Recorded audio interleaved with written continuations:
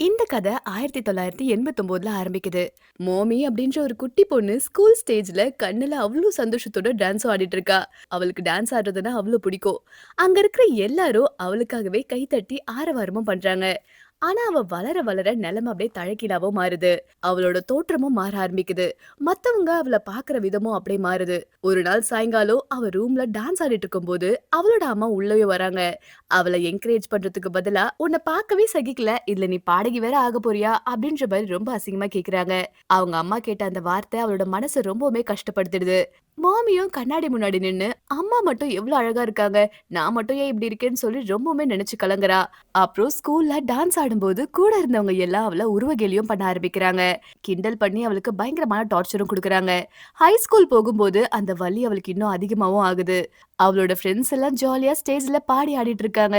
ஆனா இவ மட்டும் பின்னாடியே நிக்கிறா. இதுல வேற ஒரு பொண்ணு, "நீ ரொம்ப உயரமா இருக்க. கொஞ்சம் குனிஞ்சு நில்லு" அப்படின்னு சொல்லி அவள அவமானமும் படுத்துறா. இப்படியே காலம் உருண்டோடி 2009 வருது. இப்ப மாமிக்கு 27 வயசு ஆயிடுச்சு. ஒரு கம்பெனில அக்கவுண்டன்ட்டா வேலை பார்க்கறா. அவளோட வாழ்க்கை ஒரே மாதிரி சலிப்பாவும் போகுது. அந்த வேலை அவளுக்கு கொஞ்சம் கூட பிடிக்கவே இல்ல. ஒரு நாள் நைட்டு அவளோட கனவ வேற மாதிரி கொண்டு போக முடிவு பண்றா. முகத்துல ஒரு மாஸ்க போட்டுட்டு ஆன்லைன்ல லைவ் ஸ்ட்ரீம்ல டான்ஸும் ஆட ஆரம்பிக்கிறா. தன்னோட உடம்ப ரொம்பவுமே கான்ஃபிடென்ட்டா காட்டுறா. இத பாக்குறவங்களுக்கு ரொம்ப புடிச்சு போய் ஏகப்பட்ட கமெண்ட்ஸ், காம்ப்ளிமெண்ட்ஸ்னு பயங்கரமா இவளுக்கு வந்து குவியுது. பல வருஷத்துக்கு அப்புறமா இப்பதான் எல்லாரும் அவள கவனிக்கிறதா அவளுக்கு ஒரு ஃபீலும் கிடைக்குது. மறுநாள் காலையில வேலைக்கும் போறா. கூட வேலை பாக்குறவன் ஏன் ஒரு மாதிரி டயர்டா இருக்கு அப்படின்ற மாதிரி கேக்குறா. மாமி ஒண்ணும் இல்லன்னு சொல்லி சமாளிக்கவும் செய்றா. ஆஃபீஸ்ல மேனேஜர்ஸ்க்கு காஃபி கொண்டு போற லீயோட அழக பார்த்து எல்லாருமே பயங்கரமா ஜொல்லு விடுறாங்க. ஆனா மாமியையும் அவ ஃப்ரெண்ட்ஸையும் பார்க்கும்போது அவங்களோட முகமே அப்படியே மாறுது. அதுக்கு அவளோட ஃப்ரெண்டு, "ஹராஸ்மென்ட் பண்ணாதீங்க, அப்புறம் ரிப்போர்ட் பண்ணிடுவேன்" அப்படின்ற மாரி கலாய்க்கிறா. அப்புறம் அந்த லீ பிளாஸ்டிக் சர்ஜரி பண்ணிருப்பான்னு சொல்லி காசிப்பும் பேசிட்டு இருக்காங்க. அந்த நேரத்துல தான் பார்க்கும் வராரு. இவரும் அந்த கம்பெனியோட ஒரு மேனேஜர். மாமிக்கு அவர பார்த்த உடனே ஒரு ஈர்ப்பும் வந்துடுது. பார்க்க அப்படியே செலிபிரிட்டி மாதிரி இருக்காரு. ஆனா அவருக்கு கல்யாணம் ஆயிடுச்சுங்கிறது தான் ஒரே ஒரு மைனஸ். லீயும் காஃபி குடுக்கும்போது, "வேலை பார்க்குற இடத்துல இப்படிலாம் நடந்துக்காத" அப்படின்னு சொல்லி அவள அடக்கவும் செய்றாரு. அன்னிக்கு நைட்டு மாமியும் வீட்டுக்கு வந்து பிளாஸ்டிக் சர்ஜரி கிளினிக் பத்தி ஆன்லைன்லும் தேட ஆரம்பிக்கிறா. கண்ணாடி முன்னாடி நின்னு தன்னையே பார்த்துட்டு இருக்கா. மறுபடியும் மாஸ்க் போட்டு லைவ்லயும் ஆடி நெறைய லைக்ஸும் வாங்குறா. அடுத்த நாள் வேலையில ஏதோ தப்பு பண்ணதுக்காக பார்க் அவள போட்டு பயங்கரமா திட்டுறாரு. அவளுக்கு ரொம்பவுமே கஷ்டமா போயிடுது. ஃப்ரெண்டு கிட்ட போய் அவன் ஒரு டிஸ்கஸ்டிங் ஃபெல்லோ அப்படின்ற மாரி பயங்கரமா போட்டு திட்டுறா. அன்னைக்கு நைட்டு மேனேஜர்ஸ் கூட பார்ட்டிக்கு போறாங்க. அங்க லீயும் ஒரு மேனேஜருக்கு ஆல்கஹால் ஊத்தும்போது இவளோட ஃப்ரெண்டு சண்டை போட்டு பெரிய சீனும் பண்றா. அப்போ ஒரு மேனேஜர் ஆன்லைன்ல இருக்கிற அந்த மாஸ்க் பொண்ண பத்தி பேசி அந்த வீடியோவ பார்க்கிட்டயும் காட்டுறாரு. இது மாமி தான்னு யாருக்குமே தெரியல. வெளிய வரும்போது பார்க் அந்த வீடியோவ பார்த்தத அவ ஃப்ரெண்டு குத்தம் சொல்றா. ஆனா மாமி மட்டும் அந்த பொண்ணு ஒண்ணும் தப்பு பண்ணலையே, அது நார்மல் தானே அப்படின்னு சொல்லி தனக்கு தானே சப்போர்ட்டும் பண்ணிக்கிறா. பார்க்கும் டாக்ஸிய கூப்பிடும்போது இவளும் அவரோடயே ஏறிக்கிறா. வழியில அவரோட பொண்டாட்டி ஃபோன் பண்ணும்போது, "நான் தனியா தான் வரேன்" அப்படின்ற மாரி பொய்யும் சொல்றாரு. இத கேட்டுட்டு மாமிக்கு அவர் மேல ஒரு நம்பிக்கையும் வருது. இத வேற லைவ்ல அவ ஃபாலோவர்ஸ் கிட்ட சொல்லப் போறா. இதனால அவங்க கமெண்ட்ல அவருக்கு உன் மேல கண்டிப்பா இஷ்டம் இருக்கு அப்படின்னு சொல்லி நெறைய பேர் இவளுக்கு ஏத்தி விடுறாங்க. மறுநாள் ஆபீஸ்ல இந்த லீய பார்க் எல்லார் முன்னாடியும் திட்டுறத பார்த்து மாமி ரொம்பவுமே சந்தோஷப்படுறா. லீ கிட்ட போய் ஆறுதல் சொல்ற மாரி பேசிட்டு அப்படியே வெளிய வரா. அப்போ பர்ஸ மறந்து வச்சுட்டோமேன்னு சொல்லி உள்ள போனா அங்க லீயும் பார்க்கும் நெருக்கமா இருக்கிறத பார்த்துட்டு அவளுக்கு பொறாம அப்படியே தீயா எரியுது. அன்னைக்கு நைட்டு ஃபுல்லா பயங்கரமா குடிச்சிட்டு போதை ஏறுனனால லைவ்ல Dress எல்லாம் கழட்டிட்டு ஆடுறா. இதனால ரூல்ஸ மீறினதா சொல்லி அவளோட அக்கவுண்ட்ட க்ளோஸும் பண்ணிடுறாங்க.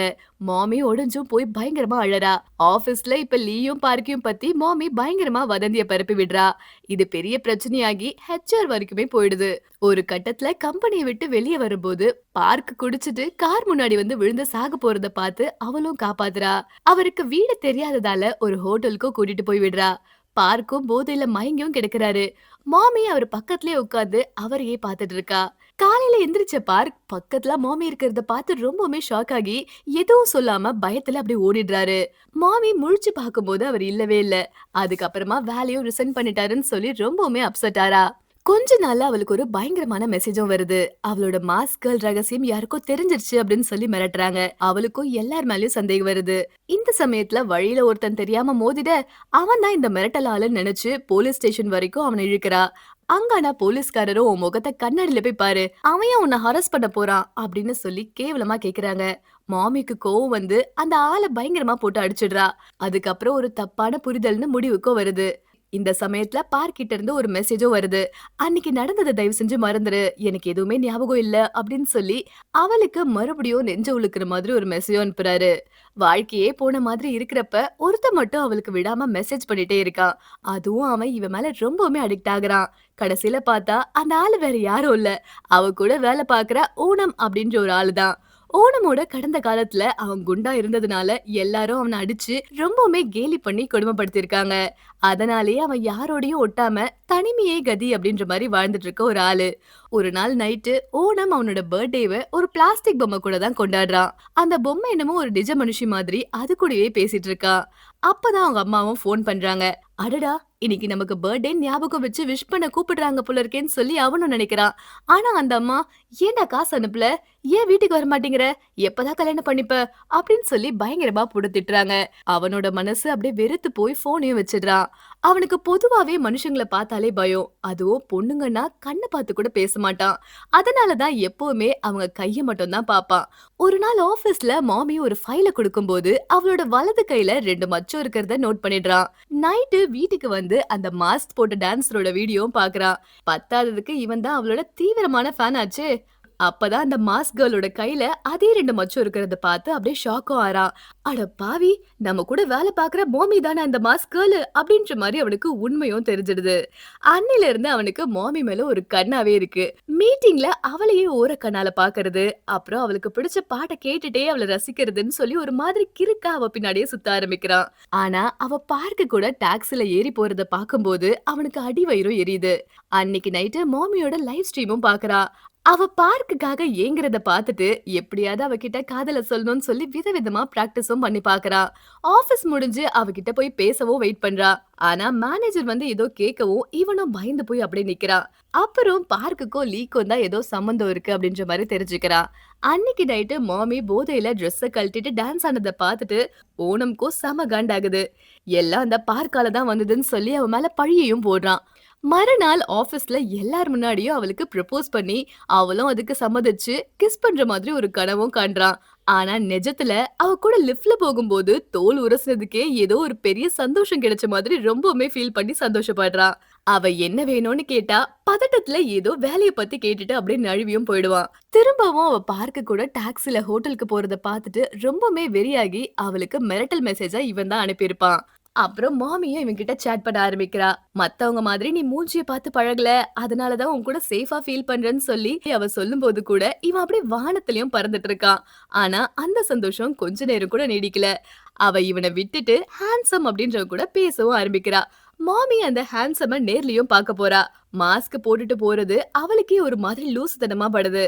அங்க வந்த அந்த ஆளும் அவள ஒரு ரெஸ்டாரண்ட்டுக்கு கூட்டிட்டு போய் மாஸ்கையும் கழட்ட சொல்றா. அவ தயங்க தயங்கி அந்த மாஸ்க கழற்றா. அவன் சிரிச்சுட்டே, "நீ பார்க்க செம்ம சூப்பரா இருக்க. அமெரிக்கால இருக்கிறவங்களுக்கு உன்ன மாதிரி பொண்ணுங்கள தான் ரொம்ப பிடிக்கும்" அப்படின்னு சொல்லி ஐஸும் வைக்கிறா. இத கேட்டுட்டு மாமிக்கு கண்ணாடி முன்னாடி நின்னாலே தன்னை ரொம்பவும் பிடிக்க ஆரம்பிச்சிடுது. ஆனா அங்கதான் ஒரு ட்விஸ்ட் வருது. ஓணம் அந்த ஹேண்ட்ஸம் ஆன்லைன்ல போட்ட போஸ்டையும் பார்க்கறான். அவன் மாமிய பத்தி ரொம்பவுமே கேவலமா, "இவ பார்க்கறதுக்கு ஒரு பேய் மாதிரி இருக்கா. இவள ஜஸ்ட் யூஸ் பண்ணிக்க தான் நான் ட்ரை பண்றேன்" அப்படின்னு சொல்லி அந்த போஸ்டும் பண்ணிருக்கான். இத பார்த்து ரொம்பவுமே ஷாக் ஆன ஓணம் மாமிய எச்சரிக்கிறதுக்காக ஃபோன் பண்றான். ஆனா அவ ஃபோனையும் எடுக்கல. அவ அந்த ஹேண்ட்ஸம் கூட டேட்டிங் போயிட்டு ஒரு ஹோட்டல் வரைக்குமே போறா. அவளுக்குள்ள ஒரு சின்ன பயம் இருந்தாலும் அவன நம்பியும் கூட போறா. அந்த ஹோட்டல பார்க்கவே ஒரு மாதிரி தான் இருக்கு. ஆனாலும் மாமி அங்க ஹேண்ட்ஸம் கூட உள்ளேயும் போறா. அவன் அந்த ரூமுக்கு நிறைய காசு செலவு பண்ணதால மாமி கிட்டயும் காசும் கேக்குறா. அவ தரமாட்டேன்னு சொல்லவும் அவனுக்கு செமையா கடுப்பாகுது. இதே நேரத்துல ஓணமும் அவளை காப்பாத்துறதுக்காக பதட்டமா ஹோட்டலுக்கு ஓடி வரா. ஆனா அவ எங்க இருக்கான்னு அவனால கண்டே பிடிக்க முடியல. ரூமுக்குள்ள இருக்கிற மாமிக்கு ஓணம் கிட்ட இருந்து ஏகப்பட்ட மிஸ் கால்ஸ் வருது. அவ போனை எடுக்கிறதுக்குள்ளேயே அந்த ஹேண்ட்ஸம் அவளை நெருங்கி தப்பாவும் நடக்க முயற்சி பண்றான்.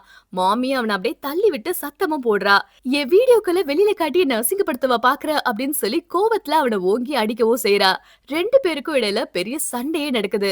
ஒரு கட்டத்துல அவன் கட்டில்ல இருந்து கீழே விழ தலையும் தரையில பலமா அடிபட்டு ரத்தமும் கொட்டுது. அவன் அப்படியே அசைவில்லாமவும் கிடக்கிறான். கொஞ்ச நேரத்திலேயே ஊனம் கிட்ட இருந்து ஹேண்ட்ஸம் பத்தின எச்சரிக்கை மெசேஜும் வருது. மாமியும் பயந்து ஊனம் கிட்ட எல்லாத்தையும் சொல்லி அழுதும் துடிக்கிறா. அவன் செத்துட்டான் போல. நான் போலீஸ்க்கு ஃபோன் பண்றேன் அப்டின்னும் சொல்றா. ஆனா ஓணம் அவளையும் தடுக்குறான். நீயே தான் விருப்பப்பட்டு அவன் கூட வந்த. இத போலீஸ் கண்டிப்பா நம்ப மாட்டாங்க. உனக்கு தான் ஜெயில் தண்டனை கிடைக்கும். அதனால எல்லாத்தையும் என்கிட்ட விட்டுடு. நீ கிளம்பு அப்டின்ற மாரி சொல்லிடுறான். மாமி பயத்துல அங்கிருந்து ஓடுறா. ஓணமும் அந்த உடம்ப மறைக்கிறதுக்கு பார்க்கும்போது தான் தெரியுது, அந்த ஹான்சம் இன்னும் உயிரோட தான் இருக்கான்னு. ஆனா ஏற்கனவே கோவத்துல இருந்த ஓணம்குள்ள ஏதோ ஒண்ணு வெடிக்க ஆரம்பிக்குது. கட்டுக்கடங்காத வெறியில அவன திரும்ப திரும்ப தாக்கி கொலையே பண்ணிடுறான். அப்புறம் மாமி வீட்டுக்கு போய் கண்ணாடில தன்னோட முகத்த பார்த்து, "நான் ஒரு அருவருப்பானவ" அப்படின்னு சொல்லி பயங்கரமா புலம்புறா. மறுநாள் ஆபீஸ்க்கு போன ஓணம், மாமி வேலைய விட்டு நின்னத தெரிஞ்சுக்கிறா. அவளோட அட்ரஸ் வாங்குறதுக்காக அவளோட பொருட்கள அவ வீட்ல குடுக்கறதா சொல்லி வாங்கிட்டும் போறா. அவ வீட்டு வாசல்ல நின்னு கதவ தட்டியும் அவ கதவையே திறக்கல. ஆனா மாமி உள்ளுக்குள்ளேயே கடைசியா ஒரு தடவ லைவ் போட தயாராகுறா. ஓணமும் விடாம கத்தி, "நீ உள்ள இருக்கிறது எனக்கு தெரியும்" அப்படின்னு சொல்லவும் அவ கதவையும் தொறக்கறா. "நீ தான் எனக்கு மிரட்டல் மெசேஜ்லாம் அனுப்புனதுன்னு எனக்கு தெரியும். ஏன் அப்படி பண்ண?" அப்படின்னு சொல்லி மாமியும் கேக்குறா. இந்த சமயம் ஓணம் உண்மையும் ஒத்துக்கிறா. "நீ பார்க்க கூட இருக்கிறத பார்த்து எனக்கு பொறாமையா இருந்தது. என் வாழ்க்கையில உன்ன பார்த்த பிறகுதான் முதல் முறையா ஒரு பொண்ணு மேல எனக்கு இப்படி தோணுது" அப்படின்ற மாரி சொல்றான். மாமி அவன சமாதானப்படுத்தி, நடந்ததெல்லாம் ஒரு கெட்ட கனவுன்னு நெனச்சு மறந்துடலாம். அந்த ஹான்சம் செத்து போன ஒரு பூச்சி மாதிரின்னு சொல்றா. அப்போ ஓணமோ, "என்னையும் நீ மறந்துருவியா?" அப்படின்னு கேட்டு ரொம்பவுமே எமோஷனல் ஆகி, திடீர்னு அவளும் மயக்கம் போட்டுர்றா. அந்த நேரம் அவகிட்ட அத்தும் மீறுறான். அப்படியே அவளோட முகத்துல இருக்கிற மாஸ்க கழட்டி பார்த்த அவனுக்கு பெரிய அதிர்ச்சியாவே இருக்கு. அவ பிளாஸ்டிக் சர்ஜரி பண்ணி முகத்த முழுசாவே மாத்திட்டா. அப்போ மாமிக்கு முழிப்பும் வந்துடுது. நடந்தத பார்த்து அதிர்ச்சியான அவ, பக்கத்துல இருந்த கத்தியால ஊனத்த சரமாரியா குத்தி கொலையும் பண்ணிடுறா. அப்புறம் என்ன பண்றதுன்னு தெரியாம அழுதுட்டே கீழயும் வரா. இப்போ கதை அப்படியே ஓடத்தோட அம்மாவான கிம்ஜா பக்கமும் திரும்பிடுது. அவங்க நல்லா படிச்ச, நல்ல வேலையில இருக்கிற ஒருத்தர தான் ஆசைப்பட்டு கல்யாணமும் பண்ணிக்கிட்டாங்க. ஆனா கல்யாணத்துக்கு அப்புறம் அவன் வேற ஒரு பொண்ணு கூடயும் ஓடி போயிட்டான். தன்னோட மகன நல்லா வளர்க்கணும்னு சொல்லி அந்த அம்மா படாத பாடுபட்டு சின்ன சின்ன வேலையெல்லாம் செஞ்சு ஒரு வழியா ஹோட்டலும் ஆரம்பிச்சாங்க. ஆனா அவங்க நினைச்ச மாதிரி வாழ்க்கையும் அமையல. ஓணமும் சின்ன வயசுல இருந்தே மத்தவங்களால அடிக்கப்பட்டு, அவமானப்பட்டு தான் வீட்டுக்கும் வருவான். அந்த அம்மா அவனுக்காக சர்ச்சுல போய் அழுது பிரேயும் பண்ணுவாங்க. அவன் டாக்டர் ஆகணும்னு ஆசைப்பட்டாங்க. ஆனா அவனும் வேற ஏதோ படிச்சான். வேலை கிடைச்சதுக்கு அப்புறம் ஆபீஸ் தூரமா இருக்குன்னு சொல்லி இவங்கள விட்டுட்டு தனியா போகணும்னு ஒத்த கால்லயும் நின்னு இருக்கான். அந்த அம்மா எவ்ளோ கெஞ்சியும் அவன் கேட்கவே இல்ல. அவனுக்கு சாப்பாடு செஞ்சு கொண்டு போய் கொடுத்தாலுமே, இதெல்லாம் எனக்கு வேணான்னு சொல்லி அவங்க மனசையும் கஷ்டப்படுத்தியிருக்கா. அதனால தான் அவங்க அம்மா கிம்ஜா இனிமே இவன் கூட பேசவே மாட்டேன்னு சொல்லி வைராகியமா இருப்பாங்க. ஆனா பெத்த மனசு கேட்காம சாப்பாட்ட செஞ்சு அவன் வீட்டு வாசல்லயே வச்சுட்டும் வருவாங்க. ஒரு கட்டத்துல ஓணமும் போன் எடுக்கிறதே நிறுத்திடுறான். அப்புறம் ஆளே காணாமவும் போயிடுறான். பதறி போன அம்மா போலீஸ கூப்பிட்டுட்டு அவனோட ரூமோட கதவையும் திறக்கறாங்க. உள்ள போன உடனே ஒரு கெட்ட வாடையும் அடிக்குது. அங்க ஒரு உடல் துண்டு துண்டா வெட்டப்பட்டு கிடக்கிறத பார்த்து, அது தன்னோட மகன்னு நினைச்சு அந்த அம்மா அப்படியே மயங்கியும் விழுந்துடுறாங்க. ஆனா ஹாஸ்பிடல்ல போலீஸ் ஒரு ஷாக்கும் குடுக்குறாங்க. அது உங்க பையனோட உடம்பு இல்ல. ஆனா உங்க பையன் தான் இந்த கொலைய பண்ணியிருக்கணும் அப்படின்னு சொல்லி சந்தேகப்படுறோம் அப்படின்ற மாரி சொல்றாங்க. அந்த அம்மாக்கு செமையா கோவமும் வருது. போலீஸ் விசாரணையில மாமியும் ஓணமும் ஒரே நேரத்துல மாயமானது தெரிய வருது. மாமியோட பழைய ரூமுக்கு போய் விசாரிச்சப்ப அவ பிளாஸ்டிக் சர்ஜரி பண்ணிட்டு வெளிநாட்டுக்கே ஓடிட்டா அப்படின்ற மாரி ஒரு ஃப்ரெண்டும் சொல்றாங்க. டிவில ஓணத்த ஒரு காம வெறி பிடிச்சவன் அப்படின்ற மாரி சித்தரிக்கிறாங்க. இத தாங்க முடியாத அவனோட அம்மா கிம்ஜா அவங்களே களத்துல இறங்குறாங்க. ஓணத்தோட கம்ப்யூட்டர ஒருத்தர் வச்சு ஓப்பனும் பண்றாங்க. முதல்ல அவங்களுக்கு ஒண்ணுமே புரியல. அப்புறம் கம்ப்யூட்டர் கிளாஸ் எல்லாம் போய் கத்துக்கிட்டு உள்ள இருக்கிற வீடியோக்கள் எல்லாத்தையும் பாக்குறாங்க. அதுல மாமி தான் அந்த மாஸ்க் கேர்ள்னு கண்டுபிடிச்சிடுறாங்க. தான் வாழ்நாள் முழுக்க சேர்த்து வச்ச காசு எல்லாத்தையுமே பேங்க்ல இருந்து எடுத்துட்டு மாமிய தேடியும் கிளம்புறாங்க. ஒரு நாள் போலீஸ் ஸ்டேஷன்ல இருந்து போனும் வருது. மார்ச்ல கிடைக்கிறது ஓணம் தான் அப்படின்றது கன்ஃபார்மும் ஆகுது. அவனோட உடம்பு துண்டு துண்டா வெட்டப்பட்டு கிடக்கு. அது மட்டும் இல்லாம அந்த அம்மா கதறியும் துடிக்கிறாங்க. காரியம் எல்லாம் முடிஞ்ச பிறகு மாமியோட வீட்டுக்கும் போறாங்க. ஆனா மாமியோட அம்மா, அவளுக்கும் எங்களுக்கும் எந்த சம்மந்தம் இல்ல" அப்படின்ற மாரி சொல்றாங்க. மாமியோட அப்பாவும் ஒரு வருஷத்துக்கு முன்னாடியே தற்கொலை பண்ணிட்ட விஷயம் இப்பதான் அவங்களுக்கு தெரியுது. கிம்ஜாவோட மனசுல இப்போ துக்கத்த விட வெறி தான் அதிகமாவும் இருக்கு. மாமிய தேடி அலைஞ்சு ஒரு வழியா ஒரு சின்ன ஹோட்டல்ல அவளையும் பாக்குறாங்க. அவள துரத்துட்டே ஒரு நைட் கிளப்க்கும் போறாங்க. அங்க மாமி கிம் சுன் அப்படின்ற ஒரு பேர்லயும் இருக்கா. அந்த அம்மா செக்யூரிட்டி கிட்ட நான் அவளோட அம்மான்னு பொய் சொல்லி உள்ளேயும் போக பாக்குறாங்க. ஆனா அங்க வெளியில பவுன்சர்ஸ் விடல. வெளிய வெயிட் பண்ணும்போது அவங்களுக்கு ஒரு கனவு வருது. அதுல மாமி ஓணத்த கத்தியால குத்துற மாதிரி தெரியுது. அடுத்த நாள் மாமி ஒரு பார்லர்ல தலைக்கு குளிக்கும் போது அவ பக்கத்துல போய் உட்கார்ந்து அவ கழுத்துல இருக்கிற ஒரு நெக்லஸையும் பாக்குறாங்க. அது ஏற்கனவே மாஸ்களோட வீடியோல பார்த்த அதே நெக்லஸ். மாமி தான் இவ அப்படின்னு சொல்லி கன்ஃபார்ம் பண்ணிட்டு ஒரு டாக்ஸி டிரைவர் கெட்டப்ல வந்து மாமிய வண்டிலேயே பிக்கப்பும் பண்ணிக்கிறாங்க. வண்டியில போகும்போது போன் கீழேயும் விழுந்த மாதிரி ஆக்டும் பண்ணி அதை எடுக்க குனிஞ்ச மாமிக்கு கரண்ட் ஷாக்கும் கொடுத்து மயக்கமடையும் செய்றாங்க. மாமி முழிச்சு பார்க்கும்போது ஒரு பழைய இடத்துல கட்டியும் போட்டிருக்காங்க. கிம்சாவும் தன்னோட பையனோட போட்டோவை காட்டியும் கேக்குறாங்க. ஆனா அவ என்னோட பேர் கிம்சுன், எனக்கு இவரு தெரியாது அப்படின்ற மாதிரி சாதிக்கிறா.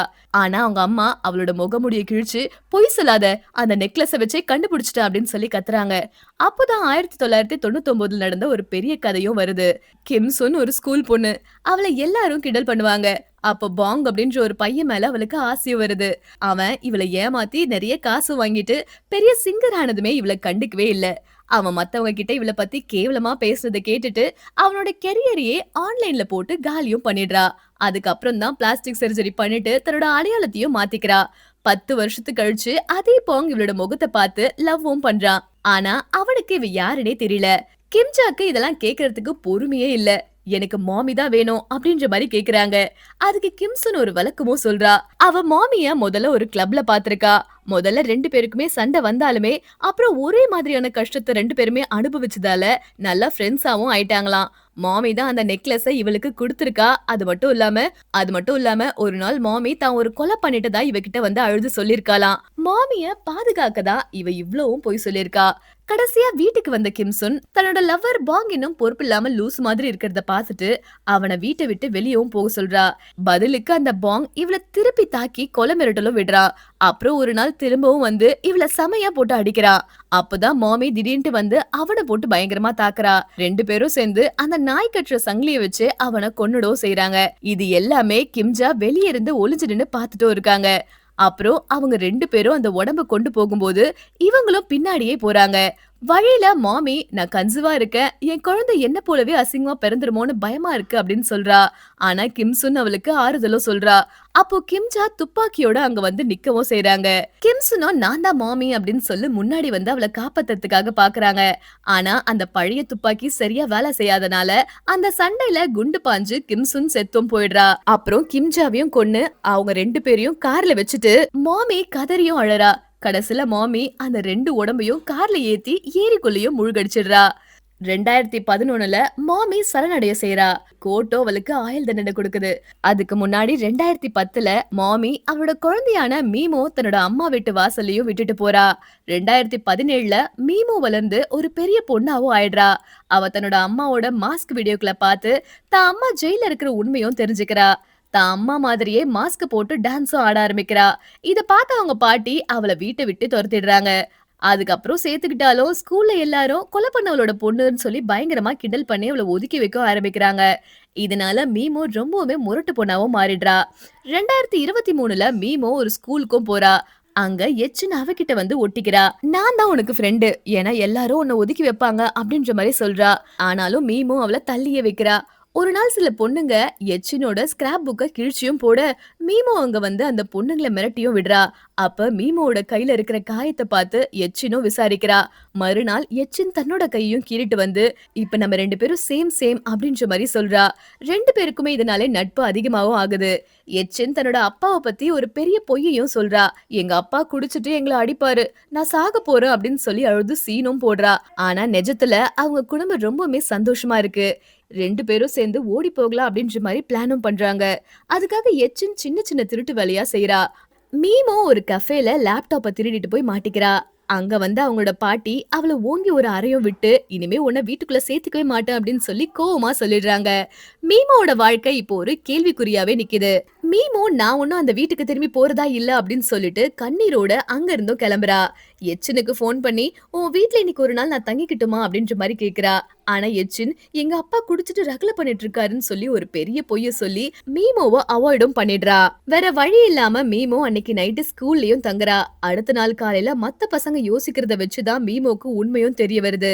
தன்னோட ரகசியத்தை ஸ்கூல் முழுக்க பரப்புனது வேற யாரும் இல்ல, அவளோட பெஸ்ட் ஃப்ரெண்டான எச்சின் தான் பண்ணிருக்கான்ற விஷயமும் தெரியுது. மீமோட பாட்டி அவளை தேடி ஸ்கூலுக்கும் வராங்க. ஆனா எச்சின் ஒண்ணுமே தெரியாத மாதிரி மீமோ என் மெசேஜ் மெசேஜுக்கு பதில் சொல்லல அப்படின்ற மாரி நடிக்கிறாங்க. அப்புறம் மீமோ நேர்ல போய் பார்க்கும்போது தான் தெரியுது, எச்சுன்னு சொன்னதெல்லாம் போய் அவங்க குடும்பம் ரொம்ப சந்தோஷமா இருக்காங்க அப்படின்ற மாரி தெரிய வருது. அன்னைக்கு நைட்டு எச்சின சந்திக்கும்போது மீமோ அப்படியே உடைஞ்சும் போயிடுறா. "ஏன் இப்படி பண்ண?" அப்படின்னு சொல்லி இவளும் கேட்க, எச்சின் அப்பவும் நடிக்கிறா. ஆனா மீமோ பொறுமை இழந்து அவள ஓங்கி அடிக்கவும் செய்றா. இது எல்லாமே தூரத்துல இருந்து பார்த்துட்டு இருக்க ஓணத்தோட அம்மாக்கு ஒரு பெரிய திருப்தியும் கிடைக்குது. இப்போ கதை அப்படியே 2012க்கும் திரும்புது. மாமி ஜெயிலுக்குள்ள வரா. அங்க ஆனி அப்படின்ற ஒருத்தி தான் ஜெயிலோட ராணியா இருக்கா. ஜெயில் வார்டனே அவள பார்த்து பயப்படுவாங்க. அந்த அளவுக்கு அவ ரொம்ப மாஸா இருக்கா. இந்த ஆனும் மாமியோட முகத்த பார்த்த உடனே ஒரு அறையும் விட்டுடுறா. ஏன்னா மாமியோட முகம் ஆனோட புருஷன் கள்ள தொடர்பு வச்சிருந்த அதே பொண்ணு மாதிரி இருக்காமா. அதனால போட்டு பயங்கரமா அடிச்சிடுறா. மாமிக்கு சாப்பாடு போடக்கூடாதுன்னு சொல்லி ஆனும் உத்தரவு போடுறா. ஆனா மாமி விடாம இதை எதிர்க்கவும் செய்றா. அவள தனி அறையில போட்டு பயங்கரமா தண்டிக்கிறாங்க. வெளிய வந்ததும் திரும்பவும் மாமி ஆக்ரோஷமா தான் சண்டை போடுறா. ஒரு கட்டத்துல மாமியோட வைராகியத்தை பார்த்து ஆன் ரொம்ப அமைதியாவும் மாறிடுறா. மாமி ஜெயிலுக்குள்ளேயே ஒரு இடத்தையும் பிடிச்சிடுறா. இப்படியே காலமும் ஓடுது. 2023 வருது. இப்போ மாமிக்கும் வயசாயிடுச்சு. புதுசா வந்த ஒரு வார்டன் மாமி கிட்ட ரொம்ப அன்பா பேசி கடவுள் முன்னாடி எல்லாரும் சமம்னு சொல்றாரு. மாமிக்கு மனசுல ஒரு நிம்மதியும் கிடைக்குது. ஆனா அப்பதான் ஷாக்கிங்கா ஒரு லெட்டரும் வருது. அது ஓணமோட அம்மா அனுப்புனது. "உன் பொண்ணு கெட்டு போறத நீயும் வேடிக்கை பாரு" அப்படின்னு சொல்லி அந்த லெட்டர்ல இருக்கு. மாமி இதனால பதறி போறா. எப்படியாவது ஜெயில விட்டு வெளிய போகணும்னு சொல்லி பிளானும் பண்றா. தையல் மிஷின்ல இருக்கிற நூலை எல்லாம் ஒண்ணு சேர்த்து ஒரு கயிறா ரெடி பண்றா. தோட்ட வேலை பார்க்கும்போது அப்படியே தப்பிக்கலாம் அப்படின்னு சொல்லி பிளானும் பண்ணிடுறா. ஆனா எதுவுமே ஒர்க் அவுட் ஆகல. அலாரம் அடிச்சதும் மதில் மேல ஏற போகும்போது கயிறு இருந்து கீழேயும் விழுந்துடுறா. வார்டன் கோவமாகி அவள ஒரு மாசம் தனி அறையிலே போட்டு அடைச்சு வைக்கிறாங்க. அங்கேயே மாமிக்கு ஒரு பைபிளும் கிடைக்குது. ஒரு மாசம் கழிச்சு வெளியே வரும்போது மாமி முழுசா மாறின மாதிரி தெரியுது. கடவுள் என்னை காப்பாத்திட்டாருன்னு சொல்லி ஜெயில முழுசா பிரச்சாரமும் பண்றா. ஜெயில இருக்கிற மாமி ஒரு தன்னார்வலர் கிட்ட பேசுறா. "என் வாழ்க்கையே பொய்யா போச்சு. இப்பதான் எனக்கு நிம்மதியே கிடைச்சிருக்கு" அப்படின்ற மாதிரி சொல்றா. மாமிய உத்து பார்த்துட்டு நான் தான் ஓணத்தோட அம்மான்னு சொல்லி அதிர்ச்சியும் குடுக்கறாங்க. 2010ல அந்த ஏரியில கார் முழுகும் போது கிம்ஜா சாகல. கண்ணாடியை உடைச்சிட்டு வெளியே வந்து தப்பிச்சும் வந்துடுறாங்க. கடவுள் என்ன உன்னை தண்டிக்கிறதுக்காக தான் உயிரோட வச்சிருக்காரு அப்படின்னு சொல்லி அவங்க நம்புறாங்க. முகத்தை பிளாஸ்டிக் சர்ஜரி பண்ணி ஏமாத்திட்டு யாருனே தெரியாத அளவுக்கு ஒரு புது அடையாளத்தோட வராங்க. மாமியோட பொண்ணு மீமோ படிக்கிற ஸ்கூல் வாசல்லையே சாப்பாடு விக்கிற பாட்டியா வந்து நின்னு அந்த குட்டி பாப்பாக்கு ரொம்பவுமே நல்லவங்க மாதிரி நடிச்சு மீமோட மனசுல விஷத்தையும் கலக்குறாங்க. யாராவது ஒன்னு அடிச்சா அவங்கள நீ திருப்ப அடி அப்படின்னு சொல்லி அவள ஒரு முரட்டு பொண்ணாவே மாத்துறாங்க. இப்ப நிகழ்காலத்துல அந்த ஓணமோட அம்மா மாமியோட காதுல "என் பையன் இழந்தப்ப நான் எவ்வளவு துடிச்சனோ அதே வழிய நீயும் அனுபவிக்கணும்" அப்படின்ற மாதிரி ரகசியமா சொல்றாங்க. மாமியும் அவங்கள தடுக்க போக கடைசியில அந்த கிம்ஜா கீழே விழுந்து மாமி தன்னை தாக்குறா அப்படின்ற மாதிரி நாடகமும் ஆடுறாங்க. இதனால போலீஸும் மாமிய தனி அறையில போடுறாங்க. மாமி எவ்வளவு கத்தியோ யாருமே கேட்கல. ஜெயில இருக்கிற ஆனி மாமிக்கு உதவ பண்ண ட்ரை பண்றா. அங்க இருந்து மாமி அப்படியே தப்பிச்சு தம் பொண்ணை காப்பாத்துறதுக்காக ஓடுறாங்க. இந்த கிம்ஜா மீமோவ ஒரு பேஸ்மெண்ட்ல கட்டி போட்டு அவளை கொல்லறதுக்காக பிளான் பண்றாங்க. அப்போ அங்க மாமியோட அம்மாவும் எச்சினும் அங்க வந்துடுறாங்க. எச்சினும் மீமோவ காப்பாத்தி அங்க இருந்து கூட்டிட்டு போலான்னு பாக்குறா. அதே சமயம் மாமியும் அங்க வந்து சேர்றாங்க. அங்க நடந்த சண்டையில இந்த கிம்ஜா மீமோவோட பாட்டிய கத்தியால குத்திடுறாங்க. அந்த பாட்டியும் மாமி கிட்ட மன்னிப்பும் கேட்டுட்டு மீமோவோட மடியிலேயே அவங்களோட உயிரும் போயிடுது. வெளியில போலீஸும் வந்துடுறாங்க. மாமிய சரணடைய சொல்றாங்க. அப்போ அந்த கிம்ஜா துப்பாக்கியோட வந்து மீமோவ சுட போறாங்க. தம் பொண்ணு மேல குண்டு படக்கூடாதுன்னு மாமி குறுக்க வந்து அந்த துப்பாக்கி குண்ட தான் மேல வாங்கிக்கிறாங்க. போலீஸ் கிம்ஜாவ கடைசியில சுட்டு கொல்றாங்க. கடைசியில மாமியும் இறந்துடுறா. மீமோவ எச்சினோட குடும்பம் தத்தெடுத்தும் வளர்க்குறாங்க. மீமோவும் பழைய கசப்பான நினைவுகளை மறந்து புது வாழ்க்கையும் ஆரம்பிக்கிறா. தான் அம்மாவோட பழைய வீடியோவை பாக்குறா. அதுல சின்ன வயசுல மாமி எல்லாரும் என்ன நேசிக்கணும் அதுதான் என் ஆசை அப்படின்ற மாதிரி சொல்றதை கேட்டுட்டு ரொம்பவுமே ஃபீல் பண்றா. இந்த மாஸ்குகள் கதை இதோட முடியுது. ஒரு மனுஷனை இந்த உலகம் எவ்வளவு தூரம் காயப்படுத்தும், இதனால அவங்க எப்படி தன்னைத்தானே இழந்து போறாங்க அப்படின்றதுதான் இந்த கதையோட சோகமாவே இருக்கு. அன்பை தேடி அலைஞ்ச மாமிக்கு கடைசி வரைக்கும் நிஜமான அன்பு கிடைக்காமலே போனதுதான் ஒரு பெரிய டிராஜடியாவே முடியுது. இந்த கதை உங்களுக்கு பிடிச்சிருந்தா மறக்காம லைக் அண்ட் சப்ஸ்கிரைப் பண்ணிக்கோங்க.